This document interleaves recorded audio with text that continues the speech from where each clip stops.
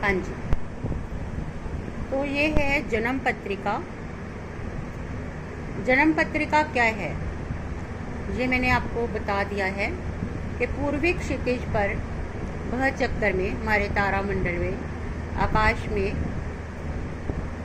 एक 9 इंच की पट्टी होती है जिसमें सभी ग्रह घूमते हुए महसूस होते हैं। तो उस समय जो पूर्व क्षितिज में जो राशि उदित हो रही होती है उसको हम लगन कहते हैं। ठीक है, अब आपको क्या करना है, सबसे पहले एक चौकोर ये डिब्बा बनाएं, उसके बाद इन दोनों कोनों को आपस में मिला लें। ठीक है, फिर इनके बाउंड्री के सेंटर पॉइंट ले लें। इस तरह से सेंटर पॉइंट ले लिए जाएंगे, फिर इन सेंटर पॉइंट्स को आपस में मिला दिया जाएगा।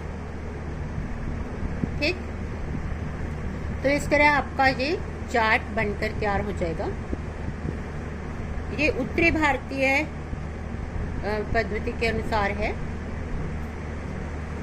और फिर आपको जो पूर्वी क्षितिज पर जो राशि उदित हो रही होती है, अभी मान लो मेष राशि उदित हो रही है, ठीक है, तो आपको 1 नंबर यहाँ पर लिखना है और फिर इसके आगे नेक्स्ट नंबर क्या आएगा, ये आपका गिना जाएगा प्रथम भाव, इसको लगन भी बोला जाता है। और नेक्स्ट नंबर आता है 2, फिर यहाँ पर द्वितीय भाव, आपको भावों के बारे में बताया गया है। सेकंड भाव जिसे बोलते हैं, इसे धन भाव भी बोला जाता है। तो यहाँ पर आप लिखेंगे 2 नंबर की राशि और उसके बाद फिर तृतीय हाउस 1, 2, फिर नंबर 3 नंबर की राशि आएगी। तो ये सब राशि हमने क्रमशः एंटी क्लॉकवाइज डायरेक्शन में लेनी है। घड़ी की विपरीत दिशा की सुई जैसे घूमती है उस तरह से आपको ये पूरे 12 भावों में घूमना है, इस तरह से। तो एंटी क्लॉकवाइज डायरेक्शन, फिर ये 4th हाउस आ जाएगा, इसे माता का भाव भी बोलते हैं,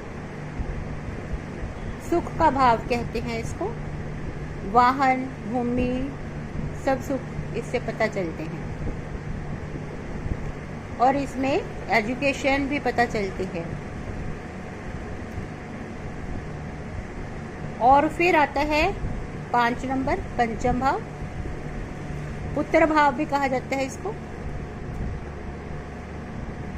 इससे बच्चों के बारे में जानकारी मिलती है, आपकी हायर एजुकेशन के बारे में पता चलता है और एंटरटेनमेंट के बारे में, आपकी बुद्धि कितनी है। और उपासना का भी ग्रह है। इसके बाद आता है छठा घर, 6 नंबर लिखना है इस पे। तो ये रोग ऋण शत्रु के बारे में इससे पता चलता है। और फिर आता है 7वां भाव, इसको क्लत्र भाव भी बोलते हैं, आपके जीवन साथी के बारे में पता चलता है, पति या पत्नी के बारे में।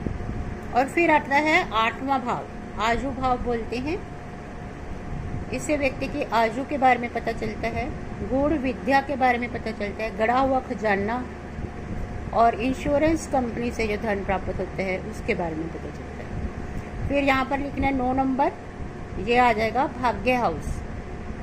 9वां भाव धर्म का भाव भी कहलाता है, भाग्य हाउस बोलते हैं इसको, आपका भाग्य का पता चलता है।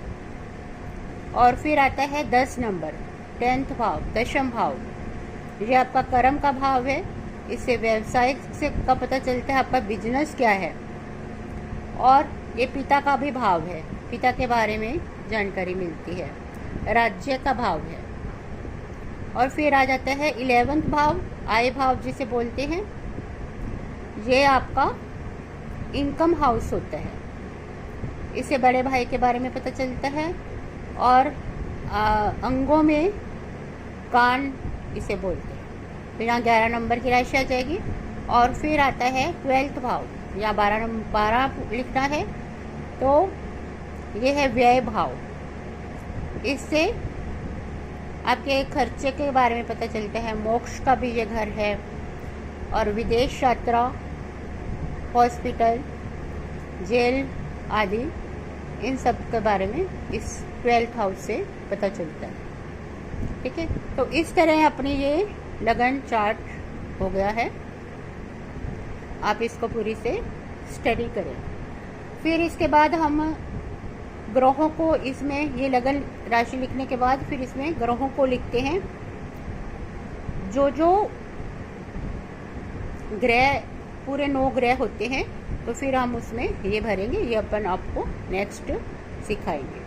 धन्यवाद, थैंक यू।